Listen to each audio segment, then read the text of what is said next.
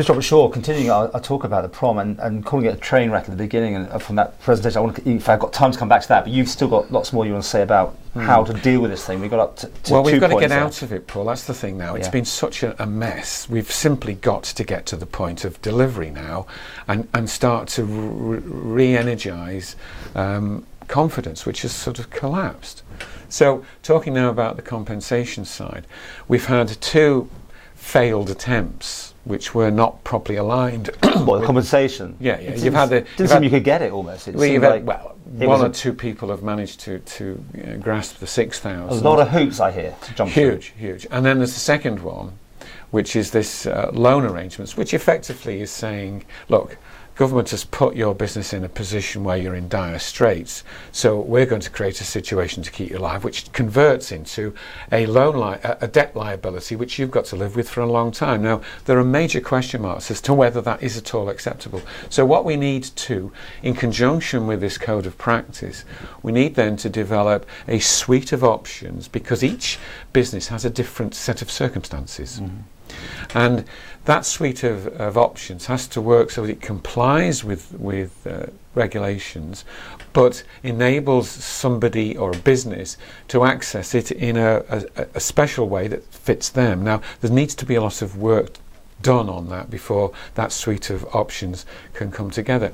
But there are other principles in the code of practice which needs to be adopted. For example, for the residents, there needs to be regular crossing points, well marked, clear, visible and safe. It's certainly not at the moment crossing points as much as I understood it would be, but apparently on this interview I did with Mr. Harmer, he said that's about to change. Well, yes, he promised me that in February. And so there's certainly some very long stretches we know where to get where is it? But this whole, and I want you to sort of appreciate this, please, Paul, that this whole fiasco has emanated from the fact that government is still working in silos. So next time the Chief Minister says to you, oh no, we're all working together, what better example do you need than the chaotic arrangements that came into play when the promenade project started? I've got to ask you, are you going for his scalp at all then? Because I mean, whose scalp? The minister, Harmer. I mean, I think in the promenade you basically said that at the time. Look, hang on. There's something about calling for people's resignations that I'm uncomfortable about, Paul, and it's this: that don't imagine for a second that if one called for the Minister of Infrastructure's scalp and it was replaced by somebody else, that suddenly overnight everything will be better. Actually, you go back to square one. You haven't solved anything. But let's keep everybody in play. Yeah, but Mr. Baker's been moved in now, hasn't he? Sort of thing. Well, he can help this whole process as well. I mean, that it doesn't solve anything by sacking somebody. What do you think to Mr. Baker suddenly having responsibility for this? Well, I've got a lot of time for Tim, and I'm sure he'll contribute. But it's still that Mr. Harmer is at the top of this. I mean, I asked Mr. Baker last night who should I interview, him or Mr. Harmer, and he was he suggested Mr. Harmer's first base.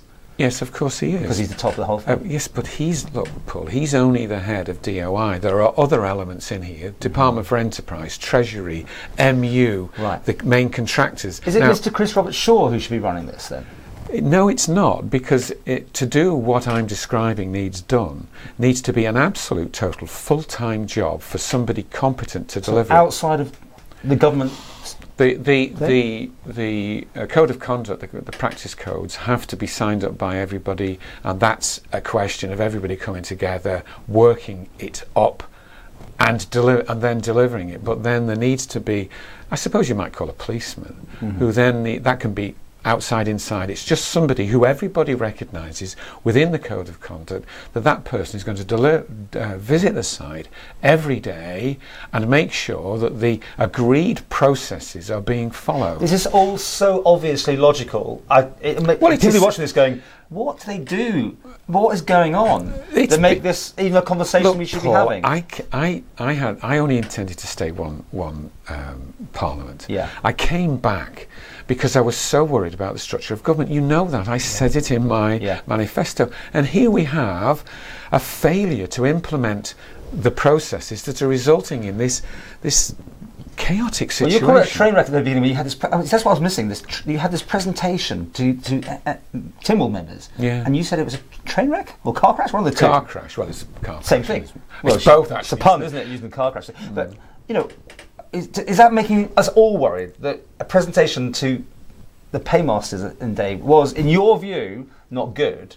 I said it wasn't good on the day. I mean, I addressed the minister very forcibly indeed during that meeting, and he didn't give me the answers he should have given, because he can't, because the way government works is thoroughly inadequate. You cannot have disparate elements of the whole trying to run a complex scheme with massive interaction with people in an immediate sense. It's ludicrous. When do you think you see the end of this project now? Because with this time is now shifting, and it obviously clearly isn't going to happen in that original period. I mean, I think we're pretty certain that's now out of the frame. What do you think? Do you think it's going to be slowed right down to allow for this? No. Or just do it in small sections? It must be delivered as efficiently as possible, and you can't do it without doing the things that I've just said. Yeah. Once everybody's signed up to that. But the thing is, they've got a contract, right? Alden have a contract for what they're doing, and they're surely at the end of the day have to do it now to their contract.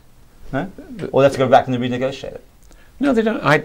My take on this is that there won't be a need to review the contract, that it has sufficient flexibility for Alden to come to the table and help. Because they've got penalties if they don't do it on time, or they get extra money if they do it beforehand. So I'm not party to that. Well, that's what I've said. So I don't know the details of how much. Okay, then my answer is to state the obvious, that despite what you've just said, which is a perfectly reasonable question, they've just extended it by 6 months. So read into that what you wish.